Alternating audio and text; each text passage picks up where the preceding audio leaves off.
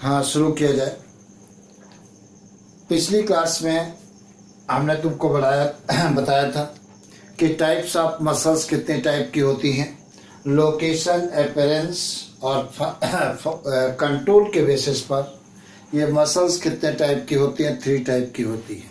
मैंने बताया था एक कौन सी थी, स्केलेटल मसल्स, दूसरी कौन सी थी, विसरल मसल्स, और तीसरी कौन सी थी, कार्डियक मसल्स। ये 3 टाइप की मसल्स मैंने तुम्हें बताई है। अब आज तुमको हम बताने जा रहे हैं स्केलेटल मसल्स जो है उसकी इंटरनल स्ट्रक्चर के बारे में हम बताने जा रहे हैं। और तुमको मैंने बताया कि मसल्स की ओरिजिन कैसे है, मेसोडर्मल, केवल आइरिस की मसल्स को छोड़कर बाकी मसल्स की कैसी ओरिजिन है, मेसोडर्मल होती है। अगर जो हम स्केलेटल मसल्स की इंटरनल स्ट्रक्चर को देखें, अपनी बॉडी में जो मसल्स पाई गई हैं वो क्या होती हैं, मसल्स छोटे छोटे बंडल से मिलकर के बनी होती हैं। इस प्रकार से ये मसल बंडल होते हैं। जैसे मान लेते हैं एक मसल बंडल ये है, एक मसल बंडल ये है। इस प्रकार से इनको क्या कहते हैं, मसल बंडल कहते हैं या फेसिकल कहते हैं। इसे क्या कहते हैं, फेसिकल। यह फेसिकल कहलाता है या इसी का दूसरा नाम है मसल बंडल कहते हैं। ये मसल बंडल कहलाती है, मसल बंडल कहलाती है, ये मसल बंडल कहलाती है। मसल बंडल चारों तरफ से एक कनेक्टिव टिश्यू, मतलब कनेक्टिव टिश्यू, कैसा कनेक्टिव टिश्यू, कैलोजिनस कनेक्टिव टिश्यू के द्वारा ये मसल बंडल जॉइंटेड होते हैं। जो ये कवरिंग होती है उस कवरिंग को क्या कहते हैं, फेसिया कहते हैं। इसे क्या कहते हैं, इसे क्या कहते हैं, कवरिंग को क्या कहते हैं, फेसिया कहते हैं। दूसरी बात देखा जाए, इन फेसिकल या मसल बंडल के अंदर छोटे छोटे इस प्रकार से और बंडल पाए जाते हैं जिन्हें क्या कहते हैं, मसल फाइबर कहते हैं। इस प्रकार से ये मसल फाइबर होते हैं। तो इनको मैंने क्या कह दिया, मसल फाइबर कह देते हैं। तो ये मसल फाइबर होते हैं। तो ये हमने बना दिया, मसल फाइबर बना दिया। तो इनको क्या कहते हैं, मसल फाइबर कहते हैं। तो इनका नाम हमने कह दिया मसल फाइबर कहते हैं। ये मसल फाइबर कहते हैं, फाइबर कहते हैं। एक बात तुम्हें और याद रखना है, मसल फाइबर जिस प्लाज्मा मेम्ब्रेन के द्वारा जिस प्लाज्मा मेम्ब्रेन के द्वारा सराउंडेड होते हैं उस प्लाज्मा मेम्ब्रेन को क्या कहते हैं, सार्कोलीमा कहते हैं। तो ये क्या कहलाता है, ये कहलाता है सार्कोलीमा कहलाता है, लीमा कहलाता है। तो सार्कोलीमा कहलाता है। मैंने क्या बताया, मसल फाइबर एक प्लाज्मा मेम्ब्रेन के द्वारा आपस में प्लाज्मा मेम्ब्रेन के द्वारा सराउंडेड होते हैं। ये जो प्लाज्मा मेम्ब्रेन होती है उसे क्या कहते हैं, सार्कोलीमा कहते हैं। और इस मसल फाइबर के अंदर जो फ्लूइड भरा होता है उस फ्लूइड को क्या कहते हैं, सार्कोप्लाज्म कहते हैं। इसके अंदर जो फ्लूइड भरा होता है उसे क्या कहते हैं, सार्कोप्लाज्म कहते हैं। तो ये हमने बना दिया, सब सार्कोप्लाज्म ने बना दिया। तो इसे क्या कहते हैं, सार्कोप्लाज्म कहते हैं। तो ये सार्कोप्लाज्म कहलाता है। मतलब मसल फाइबर के अंदर के साइटोप्लाज्म को क्या कहते हैं, सार्कोप्लाज्म कहते हैं। मसल फाइबर के अंदर जो एंडोप्लाज्मिक रेटिकुलम पाया जाता है, जो एंडोप्लाज्मिक रेटिकुलम पाया जाता है उसे क्या कहते हैं, सार्कोप्लाज्मिक रेटिकुलम कहते हैं।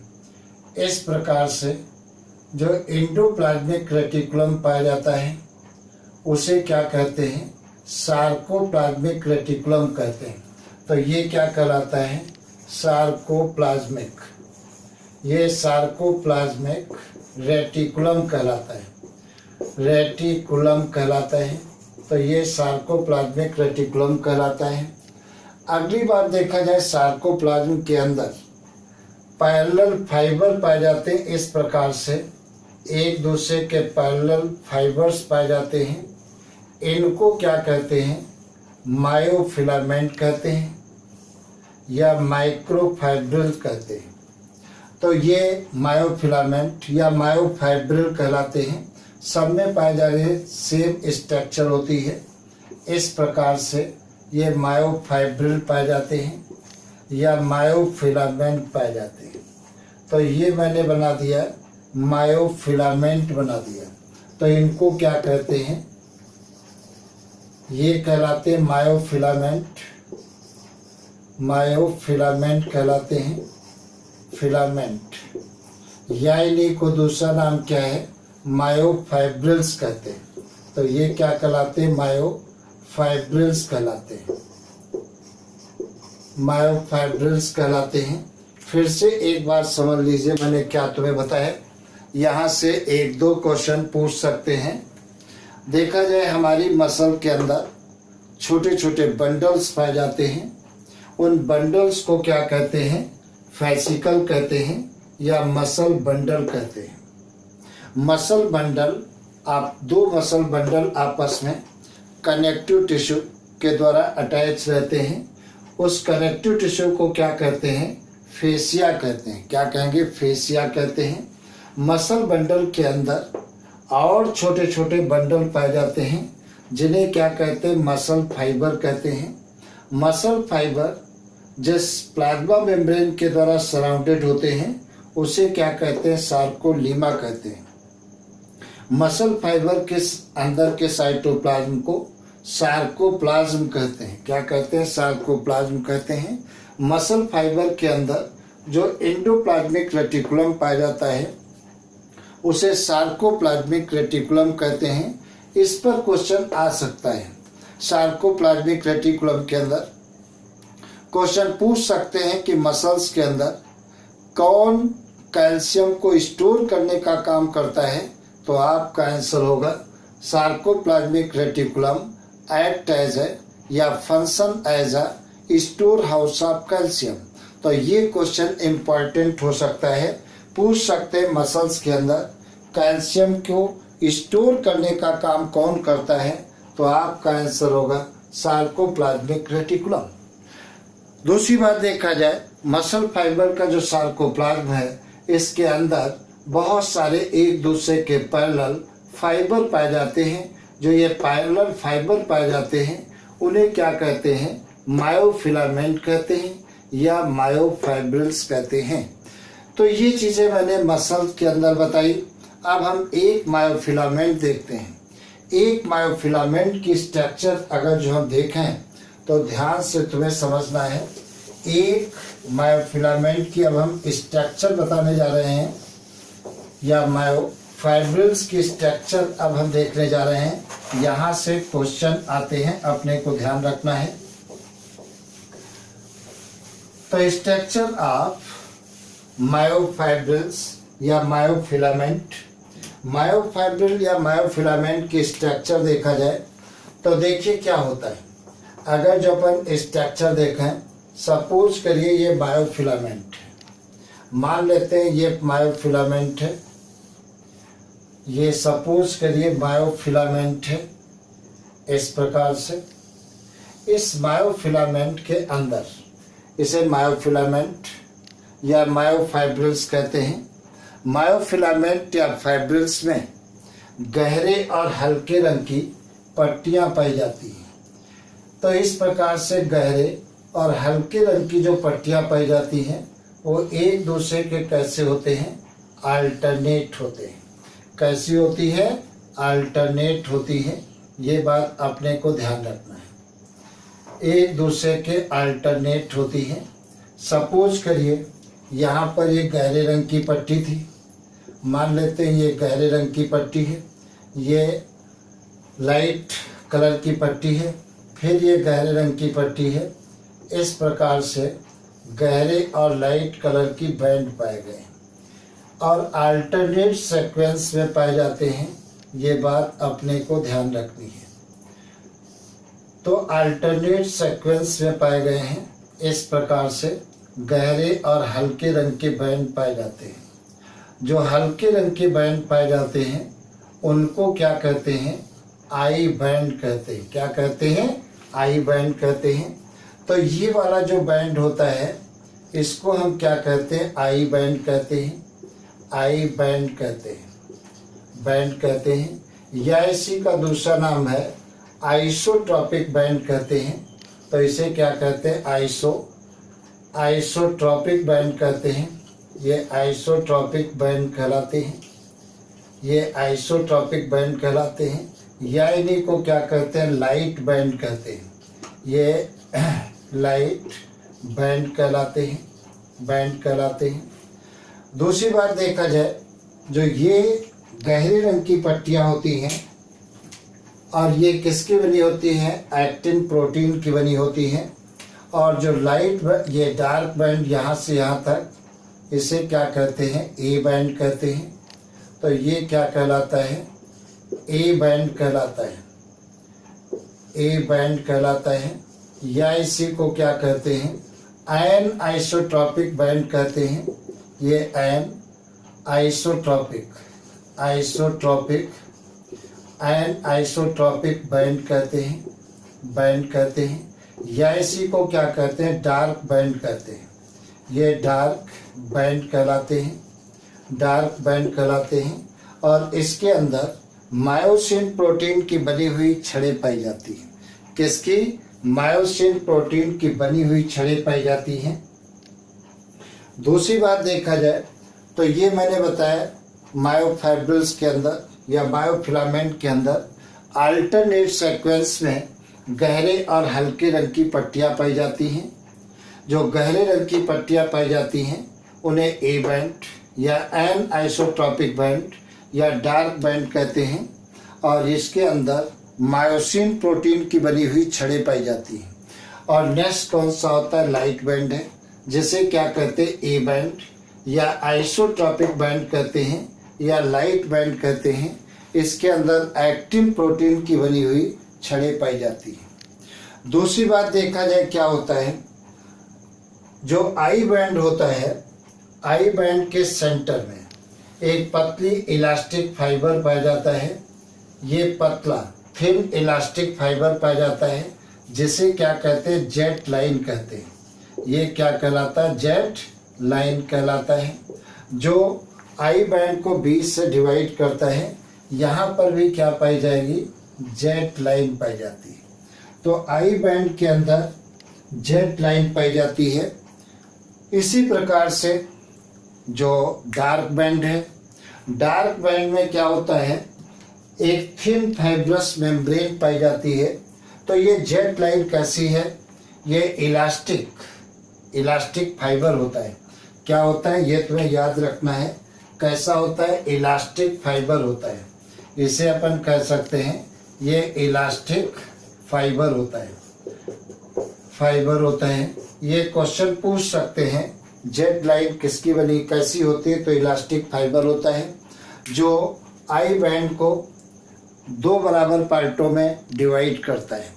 ठीक इसी प्रकार से हम ए बैंड की बात करें तो ए बैंड के अंदर थिन फाइब्रस मेम्ब्रेन पाई जाती है।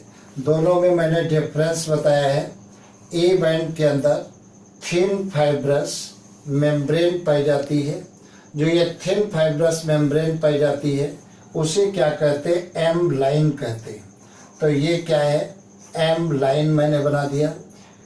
ये कैसी होती है? थिन फाइब्रस कैसी होती है? थिन फाइब्रस मेम्ब्रेन कहलाती है। ये मेम्ब्रेन कहलाती है, थिन फाइब्रस मेम्ब्रेन कहलाती है। ये बात तुम्हें याद रखना है। तो एम लाइन किसमें पाई जाती है? डार्क बैंड में। और जेट लाइन किसमें पाई जाती है? आई बैंड में पाई जाती है। जेट लाइन क्या है? इलास्टिक फाइबर होता है। और एम लाइन क्या है? थिन फाइब्रस मेम्ब्रेन होती है। ये बातें तुम्हें याद रखनी है। दो जेट लाइनों के बीच के स्पेस को क्या कहते हैं? तुम्हें याद रखना है। दो जेट लाइनों के बीच के स्पेस को मतलब यहाँ से लेकर के यहाँ तक के बीच के स्पेस को क्या कहते हैं? सार्कोमियर कहते हैं। क्या कहते हैं? ये कहलाता है सार्कोमियर कहलाता है। अब सार्कोमियर क्या होता है? यूनिट ऑफ मसल कॉन्ट्रैक्शन कहलाती है। क्या कहलाती है? मसल कॉन्ट्रैक्शन की यूनिट कहलाती है। कई बार क्वेश्चन पूछा गया है मसल कॉन्ट्रैक्शन की यूनिट क्या कहलाती है, तो आपका आंसर क्या है? सार्कोमियर कहलाती है।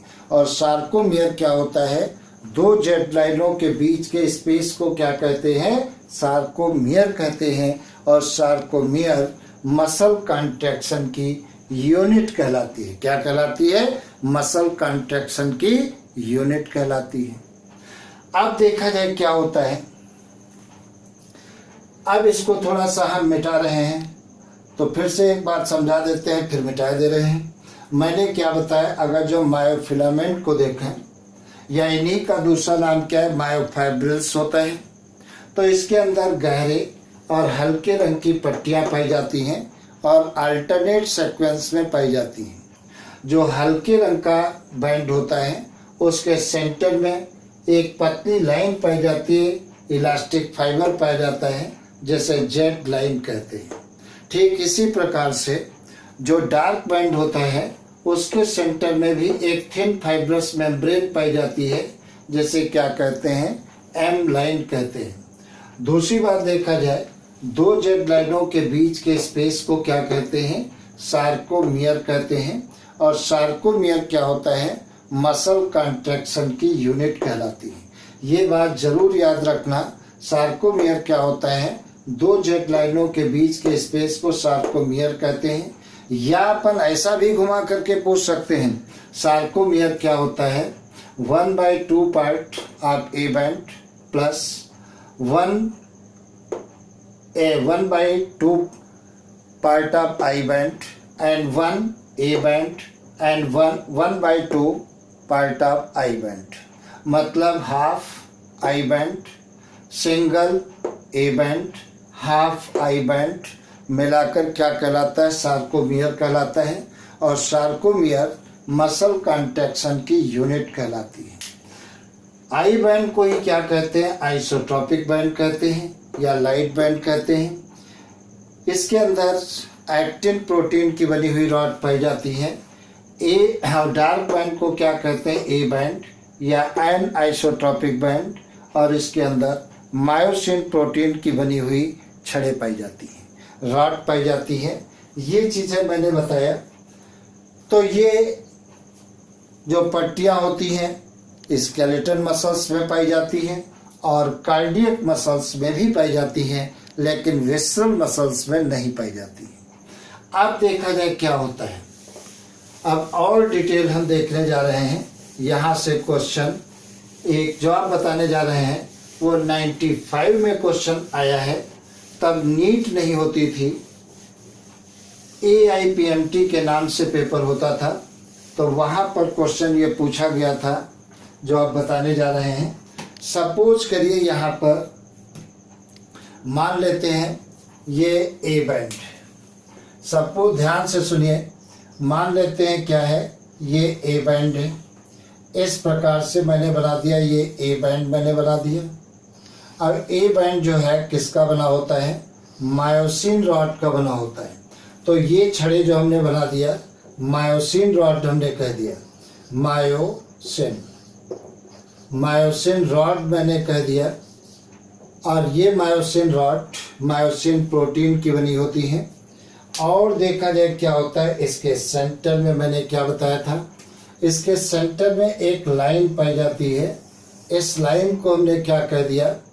एम लाइन कहते हैं। ये क्या कहलाती है? एम लाइन कहलाती है, जो थिन फाइब्रस मेम्ब्रेन की बनी होती है। दूसरी बात देखा जाए, मैंने अगली चीज़ तुम्हें बताया है कि यहाँ पर क्या होता है? एक्टिन रॉड पाई जाती हैं। ये एक्टिन छड़ें होती हैं। एक्टिन छड़ें जब मसल कांटेक्ट नहीं होती है तो एक्टिन छड़ें मायोसिन छड़ों को थोड़ा सा ओवरलैप करती हैं। इस प्रकार से ओवरलैप करते हुए मैंने दिखा दिया। ये क्या है? एक्टिन रॉड मैंने दिखा दिया। इस प्रकार से ये एक्टिन रॉड मैंने दिखा दिया। तो इनको क्या कहते हैं, ये क्या कहलाती है, एक्टिन रॉड कहलाती है। ये एक्टिन रॉड कहलाती है, ये एक्टिन रॉड। और तुमको ये भी मालूम है एक्टिन रॉड के सेंटर में भी एक लाइन पाई जाती है, जैसे क्या कहते हैं, जेड लाइन कहते हैं, या इसी को क्या कहते हैं, इलास्टिक फाइबर कहते हैं। तो ये मैंने क्या बना दिया, जेड लाइन बना दिया। ये क्या है, जेड लाइन कहलाती है। दोनों जेड लाइनों के बीच के इस पर स्पेस को क्या कह रहे थे, क्या कहते हैं, यहाँ से लेकर के यहाँ तक के स्पेस को क्या कहते हैं, सार्कोमियर कहते हैं। तो ये क्या कहलाता है, सार्कोमियर कहलाता है। और सार्कोमियर मैंने बताया है मसल कंट्रैक्शन की यूनिट कहलाती है। क्या कहलाती है, मसल कंट्रैक्शन की यूनिट कहलाती है। अब देखा जाए क्या होता है, जो पोर्शन मायोसिन प्रोटीन का, मायोसिन रॉड का ओवरलैप नहीं होता है एक्टिन रॉड से, इस बचे हुए स्पेस को क्या कहते हैं, ये जो स्पेस है जो कवर्ड नहीं है, उस स्पेस को क्या कहते हैं, मतलब यहाँ से लेकर के जो स्पेस मायोसिन रॉड का एक्टिन रॉड से ओवरलैप नहीं होता है, उसे क्या कहते हैं, एच जोन कहते हैं। ये क्या कहलाता है, एच जोन कहलाता है। ये बात अपने को ध्यान रखनी है। ये मसल्स कब होती है, कॉन्ट्रैक्ट स्टेज में होती है, लेकिन जब रिलैक्स स्टेज में होती है। और जब मसल कॉन्ट्रैक्ट होती है तो ये एक्टिन रॉड क्या होती है, मायोसिन रॉड के ऊपर आ जाती है। मतलब actin rod slide over on the myosin rod. और क्वेश्चन ये पूछा गया था, जब मसल कॉन्ट्रैक्ट होती है तो किसकी लेंथ अनचेंज रहती है, तो मायोसिन रॉड की लेंथ अनचेंज रहती है। चेंज किसकी होती है, एक्टिन रॉड की होती है। अब देखा जाए, सपोज करिए ये तो कौन सी स्टेज है, रिलैक्स स्टेज है। अगर जो हम कॉन्टैक्ट स्टेज की बात करें तो यहाँ पर क्या है, सपोज करिए ये मायोसिन रॉड है। इस प्रकार से ये मायोसिन रॉड मैंने बना दिया, ये मायोसिन रॉड मैंने बना दिया। सेंटर में क्या है, एम लाइन है। इस प्रकार से सेंटर में मैंने क्या बना दिया, इसके एम लाइन बना दिया। तो इसको हमने क्या कह दिया, एम लाइन कहलाती है, एम लाइन कहलाती है। और देखा जाए साइड, यहाँ पर क्या होता है, जब मसल कॉन्टैक्ट होती है तो एक्टिन रॉड जो होती है मायोसिन रॉड के ऊपर आ जाती है, स्लाइड कर जाती है काफ़ी। जब ये स्लाइड कर जाएंगी तो देखा जाए, जब ये स्लाइड करती हैं तो इसका मतलब सार्कोमियर की लेंथ क्या होगी, कम हो जाएगी। जब सार्कोमियर की लेंथ कम हो जाएगी तब हम क्या कहेंगे, मसल कॉन्ट्रैक्ट हो जाती है। इस प्रकार से यहाँ तक की डिस्टेंस क्या कहलाती है, सार्कोमियर कहलाती है।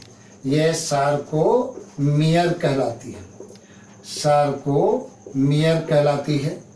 और यहाँ पर ये कौन सी है, तुमको मैंने बताया ये कौन सी है, जेड लाइन है, जेड लाइन है।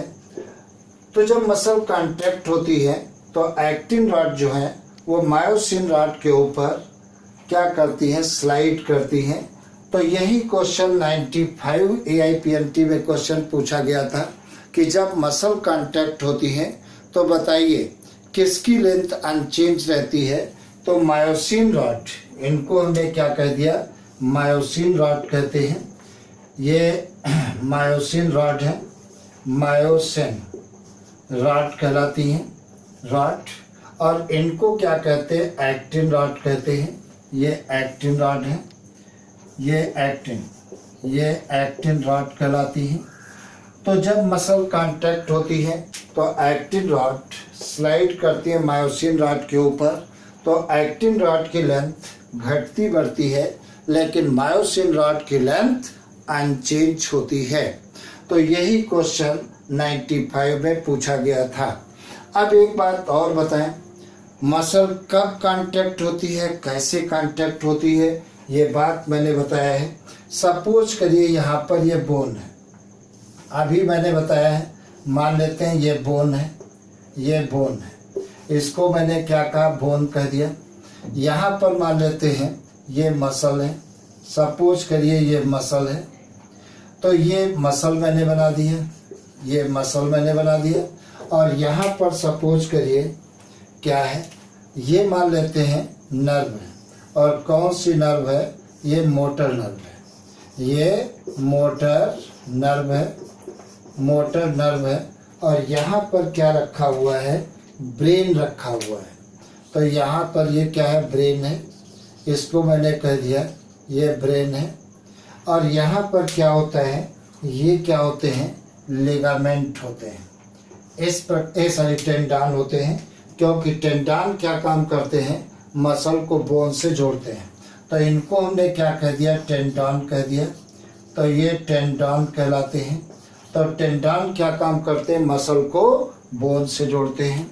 और लिगामेंट क्या काम करते हैं, दो बोन को आपस में जोड़ते हैं।